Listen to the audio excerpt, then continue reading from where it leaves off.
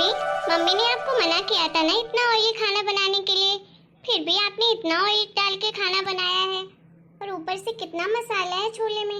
आप जरा सा भी मम्मी की सेहत का ख्याल नहीं रखती हैं। नहीं दीदी, मैंने तो कम ही तेल डाला था अपने हिसाब से और मसाले भी कम डाले थे। अरे दीदी, खाने में तो मुझे नहीं लग रहा है ज्यादा मसाला और ना ही ज्यादा ऑयल लग रहा है। मैं तो बोलने ही वाला था कि आज का खाना तो बहुत टेस्टी बना है। पता नहीं तुझे क्यों नहीं लग रहा है इतना ऑयल और मसाला, मुझे तो बहुत ज्यादा लग रहा है।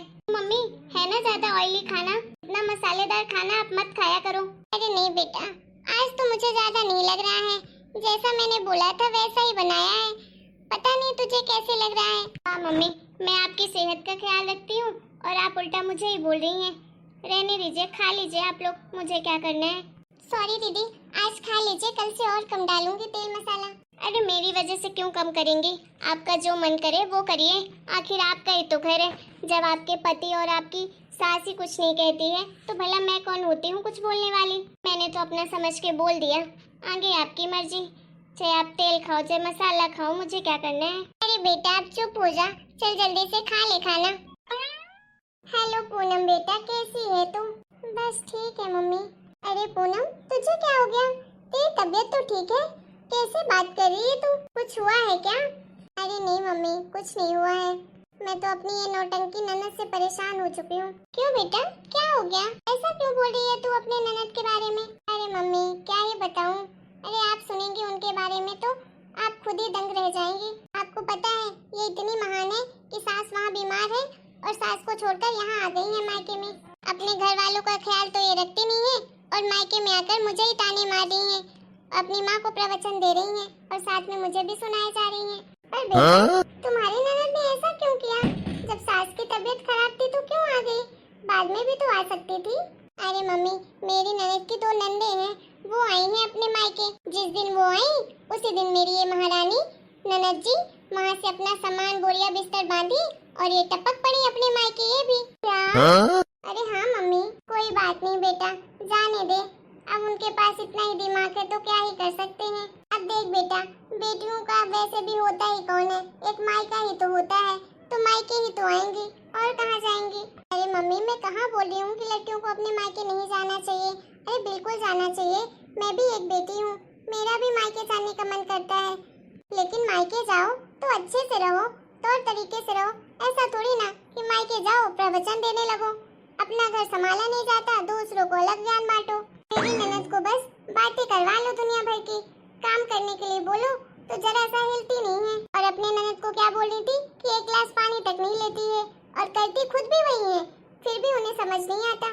अपनी गलतियाँ तो इनको दिखाई नहीं देती, बस इन्हें दूसरे की ही गलती दिखाई देती है। देखो मम्मी, किसी को प्रवचन देने के पहले ना खुद सोचना चाहिए कि हम क्या कर रहे हैं। हम अगर दूसरों को अच्छा ज्ञान बांट रहे हैं तो वही खुद भी तो कर सकते हैं ना। इंसान खुद करता है ना तभी अच्छा लगता है, तभी दूसरों की बातें सुनने का भी मन करता है। और जब इंसान सिर्फ दूसरे के लिए अलग रोल बनाए, अपने लिए अलग, तब फिर गुस्सा आती है लोगों की बात सुनकर। अपनी लाइफ में तो खुद ही एडजस्ट कर नहीं सकती हैं और मुझे ज्ञान बांटती रहती हैं। मम्मी, मुझे इसीलिए तो अपनी ननद के ऊपर बहुत गुस्सा आता है, लेकिन कुछ कर नहीं पाती हूँ, क्योंकि अगर कुछ कह दूंगी तो उन्हें बुरा लग जाएगा और उन्हें बुरा लगेगा तो फिर मुझे भी लगेगा कि खामखा मैंने किसी का दिल दुखा दिया। लेकिन क्या करूं मम्मी, आखिर कब तक कंट्रोल करूं? अभी तो चुप ही हूं, कुछ बोलती भी नहीं हूं। अरे मम्मी, आपको पता है ये अपने ससुराल वालों की किस बात पे बुराई कर रही थी? बोल रही थी कि मेरी सास पूरा दिन खाती है, वो भी बाहर की चीजें सबसे ज्यादा खाती है, वो थोड़ी हेल्दी है, मोटी हट्टी कट्टी है, तो बोलती है कि वो तो बीमार होने का नाटक करती है। अरे वो 75-80 साल की हो गई है, अब उनकी तबीयत खराब होती होगी तो बोलती है अरे बुढ़िया की कैसे तबीयत खराब होती होगी, अरे खाती तो इतना है तो तबीयत तो खराब हो ही नहीं सकती। अब आप ही बताइए मम्मी, जो लोग खाते पीते हैं उनकी तबीयत नहीं खराब होती है? अरे नहीं बेटा, जो खाता पीता है उसकी भी तबीयत खराब होती है। अरे इंसान मरते दम तक खाता है, भले हाथ पैर ना चले लेकिन पेट और मुंह तो चलेगा ही ना, खाना तो खाएगा ही सही। अब देख बेटा, चाहे मोटे लोग हो चाहे पतले लोग हो, बीमार तो सभी होते हैं। अब क्या हम लोग बीमार नहीं होते, तू बीमार नहीं होती, बच्चे बूढ़े सभी बीमार होते हैं। अरे मम्मी, वही तो मेरी ननद को कौन समझाए? मेरी ननद भी ना इतनी पागल है कि क्या ही कहूँ, कौन समझाए उन्हें। अरे जब से वो आई है ना, लगातार अपने सास की बुराई किए जा रही है पानी पी पी कर। ऐसे सुनती नहीं है तेरी। इतनी पढ़ी लिखी है फिर भी ऐसी बातें करती है। अरे अपने घर परिवार के बारे में कौन बुराई करता है अपने मुंह से। अरे रहना तो उन्हीं के साथ है जिंदगी भर, फिर भी क्यों करती है अपने सास की बुराई है। तो बेटा समझाया कर उन्हें। अरे नाना मम्मी मेरी इतनी हिम्मत नहीं है उनसे बात करने की, वो उल्टा मुझे ही समझा देंगी। मैं तो उनसे बचती ही रहती हूँ। भगवान बचाए ऐसे इंसानों से। वो सिर्फ अपने आप को समझती हैं, उसके अलावा किसी को वो नहीं समझती। सब उनके सामने पागल ही हैं। आज तक उन्होंने किसी की बात नहीं सुनी होगी। अरे आपको पता है जीजा जी ने फोन लगाया था इन्हें, ये जीजा जी से ही लड़ पड़े। जीजा जी बोले कि माँ की तबीयत खराब है, तुम अचानक से चली गई, बताया भी नहीं। और इन्होंने क्या बोला उल्टा, अरे आपकी माँ नाटक कर रही है, कोई तबीयत नहीं खराब है, मैं अच्छे से जानती हूँ, आपसे भी ज्यादा। फोन में जीजा जी से लड़ाई करने लगी। अब आप ही बताइए, किसी के माँ के बारे में ऐसा बोलो कि नाटक करती है आपकी माँ, तो कैसा लगेगा। लेकिन इनको कौन समझाए, इनको तो जरा सी अकल ही नहीं है। मेरी तो छोड़िए, मम्मी जी की खुद ही हिम्मत नहीं होती इनसे कुछ कहने की, क्योंकि ये अपने से होशियार तो किसी को समझती ही नहीं है। अरे ऐसा नहीं बोलना चाहिए, वो भी उन्हीं के बेटे से। बेचारे दामाद जी को कितना बुरा लगा होगा। क्या हो गया तेरी ननद को? अरे इतनी पढ़ी लिखी है, ऐसी बातें शोभा नहीं देती उनके मुंह से। अरे उन्हें सोच समझकर बोलना चाहिए कि कौन सी बात अच्छी है, कौन सी बुरी है, कैसे बातें करनी चाहिए। क्या कर सकते हैं मम्मी, अब ये चीजें कोई पढ़ाता लिखाता नहीं है, ये कॉमन सेंस वाली बात होती है। सही गलत की पहचान इंसान खुद करता है, लेकिन उनको कौन समझाए। आपको पता है मैं अपने मम्मी जी की इतनी सेवा करती हूँ, फिर भी ये बात बात पर मुझे टोकती रहती हैं, उल्टा सीधा बोलती रहेंगी। अरे भाभी ये कैसा खाना बनाई हो, भाभी ये कैसे करती हो, ये है वो है, हर बात पे टोकती है, हर बात पे सुनाती रहती है मुझे। मैं कुछ कहती तो हूँ नहीं, लेकिन मम्मी मुझसे भी अब ये सब बर्दाश्त नहीं होता है। अरे जब कोई इंसान खुद सही रहे तब सुनना भी अच्छा लगता है। खुद तो अपने सास ससुर के साथ ऐसा करेंगी और मुझे ज्ञान बांटती रहती है फालतू का। भले मैं कितना अच्छा करूं, मेरी मम्मी जी तो कभी कहती नहीं है, बस यही दोनों का रोल निभाती है, ननद और सास का। अरे बेटा तू गुस्सा मत हो, कुछ मत कहना अपनी ननद को, जाने दे। वैसे भी कितने दिन ही रहेंगी वहाँ पर, कुछ दिन बाद तो वैसे भी चली जाएंगी अपने ससुराल। हाँ मम्मी, लेकिन उनके साथ तो एक दिन भी गुजारना बहुत मुश्किल पड़ जाता है। अभी तो वो लंबे समय के लिए आई हैं, 15-20 दिन तो रुकेंगी ही।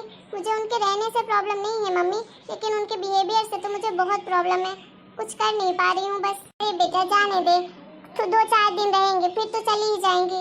अरे मम्मी किस गलतफहमी में जी रही हो।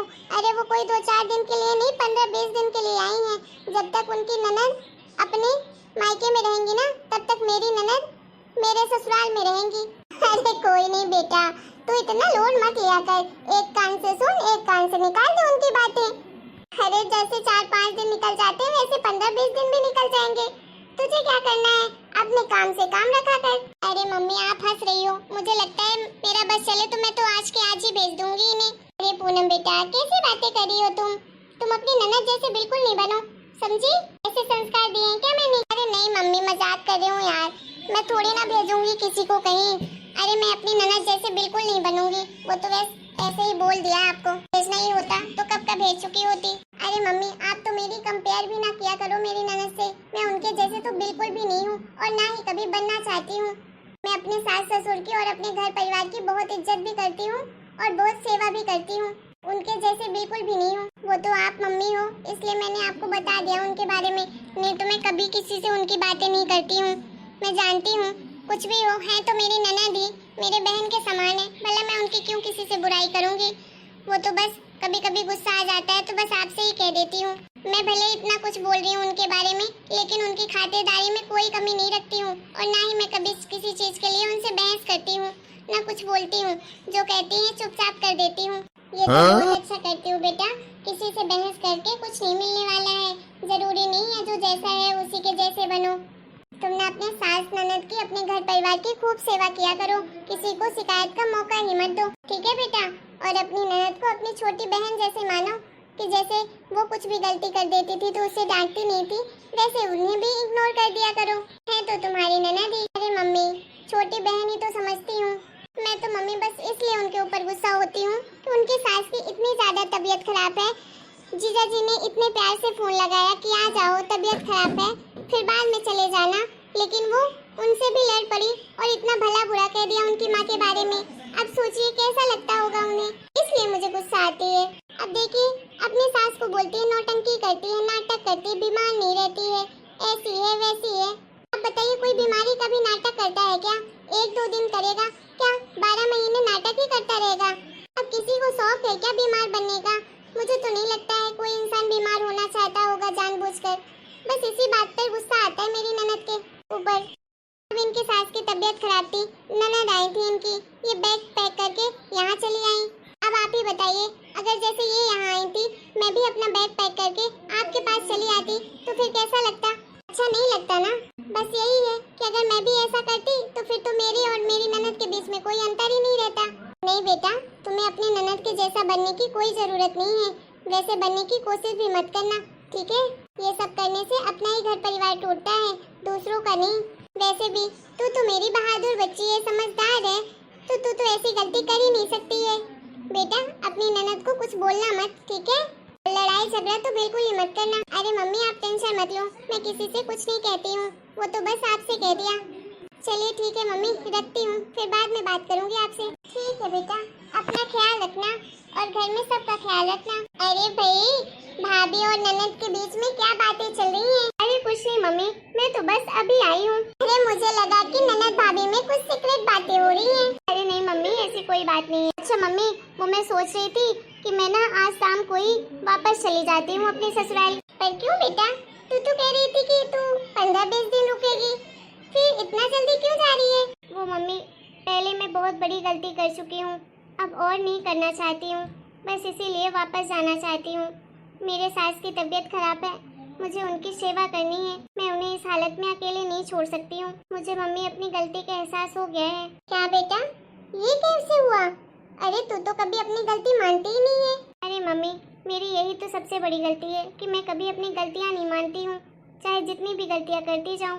मम्मी, मेरी दोनों नंदे आई थी और मैं यहाँ चली आई, बेचारियों को कितना बुरा लगा होगा। मुझे एहसास हुआ है कि अगर मेरी भी भाभी ऐसे ही चले जाएं अपने मायके मेरे आते ही, फिर तो मुझे बहुत बुरा लगेगा ना।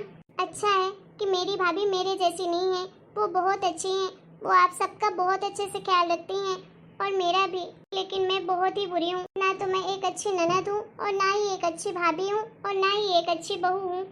लेकिन मम्मी, अब मैं पूरी कोशिश करूँगी एक अच्छी भाभी और एक अच्छी बहू बनने की। बेटा मुझे बहुत खुशी हो रही है कि तुझे अपनी गलती का एहसास हो गया है।